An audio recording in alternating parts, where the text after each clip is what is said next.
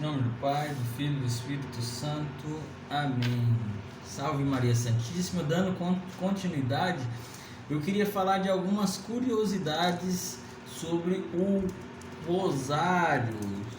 Algumas coisas teológicas que a gente não consegue compreender olhando assim de primeiro.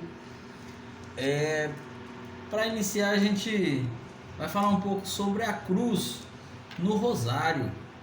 Que o rosário a gente começa, primeiro de tudo a gente traça o sinal da cruz. Pelo sinal da Santa Cruz, livra-nos Deus nosso Senhor dos nossos inimigos, em nome do Pai, do Filho e do Espírito Santo. Amém. A gente traça um sinal da cruz na nossa fronte. A gente lembra que toda a nossa mente, toda a nossa alma, o nosso intelecto é consagrado a Deus. Aquilo que sai dos nossos lábios é consagrado a Deus. E os nossos sentimentos são consagrados a Deus. Então, a gente traça uma cruz maior, que é o sinal da nossa salvação, por meio da cruz. E a gente reza o credo no rosário. Depois eu farei um vídeo a respeito da oração do credo apostólico. Nós temos dois credos, nós sabemos, temos o credo apostólico e o credo niceno-constantinopolitano. Nós vamos falar um pouquinho do credo apostólico, mas é em outro vídeo. Então, curiosidades, peculiaridades do rosário. Então, a gente começa o rosário na cruz. Por que a gente começa segurando na cruz do rosário? Primeiro, porque foi na cruz que começou a nossa salvação. E a gente vê que tem uma haste maior na cruz.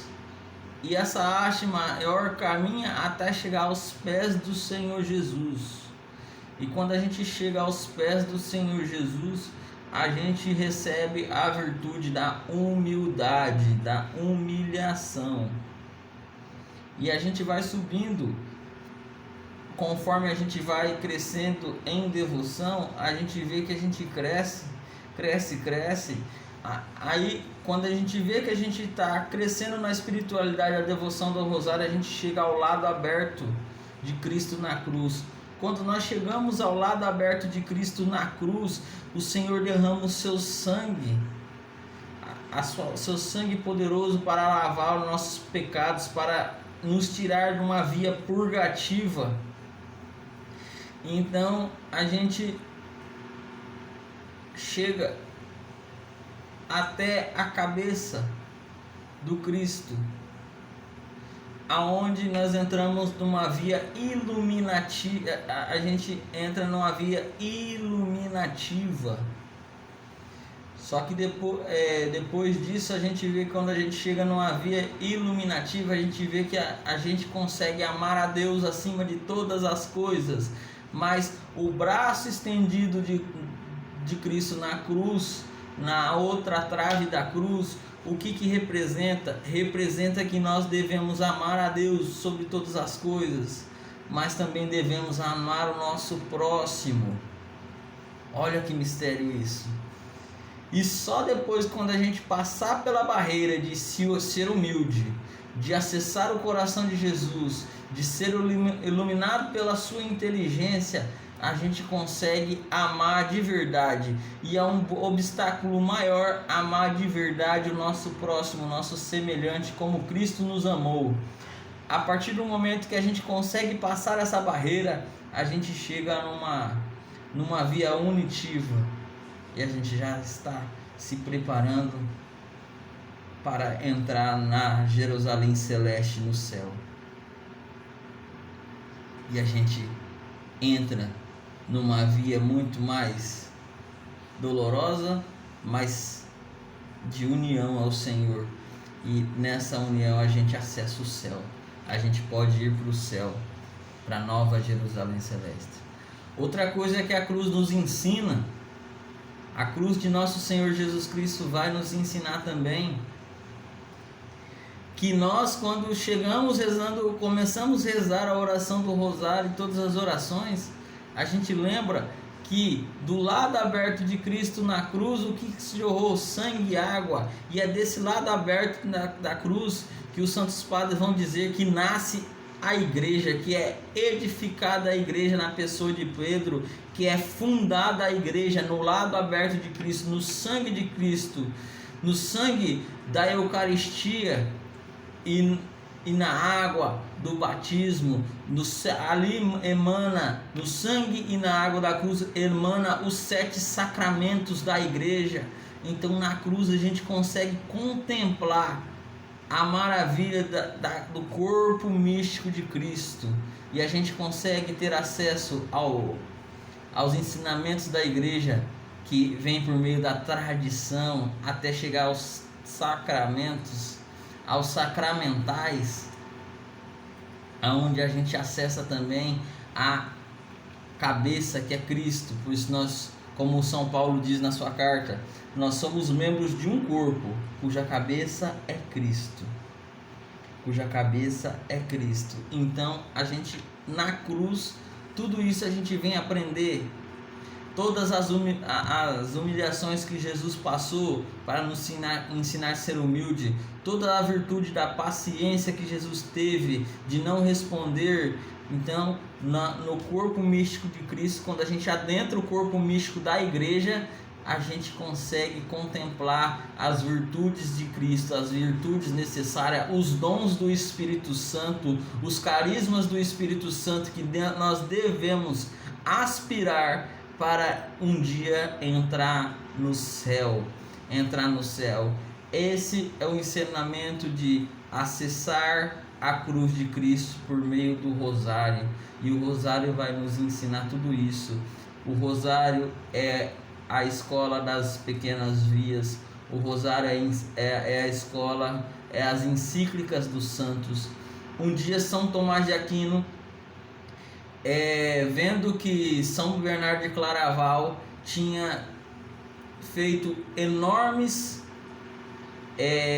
numerosos sermões a respeito da paixão de Cristo, ele foi perguntar humildemente: da onde, de que livro de teologia, de que livro de filosofia, de que livros de santo você tem extraído esse conteúdo para esse sermão?